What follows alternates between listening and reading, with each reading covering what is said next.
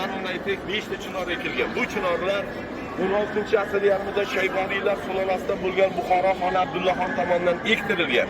5 taligining sababi islom olamida 5 ta arkoni bor. Iymon, namoz, ro'za, zakot va haj. O'shanga taqqoslab ekilgan 5 ta chinor bo'ladi mehmonlar. Endi bu yerdan kelamiz. İmam Buxoriy qabrlari ramziy. Pastda yerto'lada haqiqiy.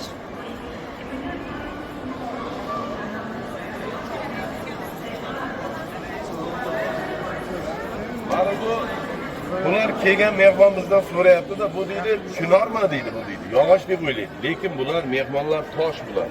Bular Hindistondan kelgan. Hammasi. Bu ziyoratgohda 174 ta bor. Qarang, mana shunday tosh ustunlardan.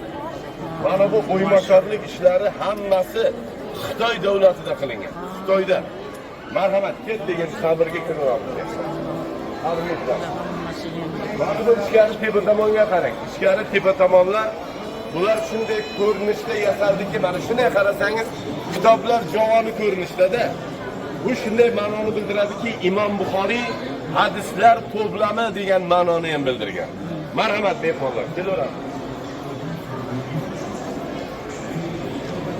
Mana shu yerga e'tibor bering. Aylanasiga hadislar yozilgan. Bu yerda 77 ta hadis yozilgan mehmonlar. 77 ta aylanasiga. Hozir pastga tushamiz. Pastdagi qabr toshlari Turkiyaniki. Marhamat, kelaveramiz. Tashqariniki hammasi Gretsiya. Gretsiyadan kelgan. Oq rangdagi toshlar Gretsiyaniki, pastda Turkiyadan kelgan toshlar. Marhamat mehmonlar. Bu yerdan ziyoratni davom etaylik.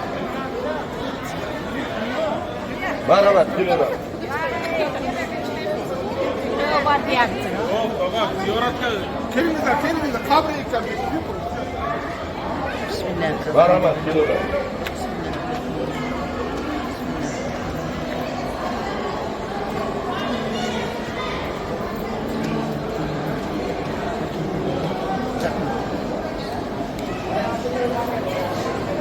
Mehmonlar kelaveringizlar, marhamat. Maşallah. Qanday go'zal.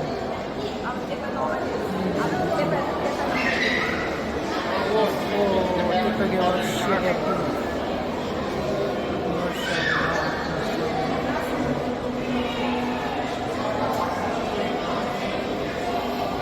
ketyapmiz, yetyapmiz.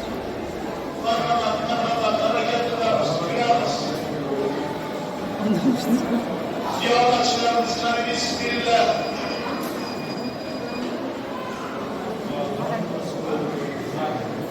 Bismillahirrahmanirrahim.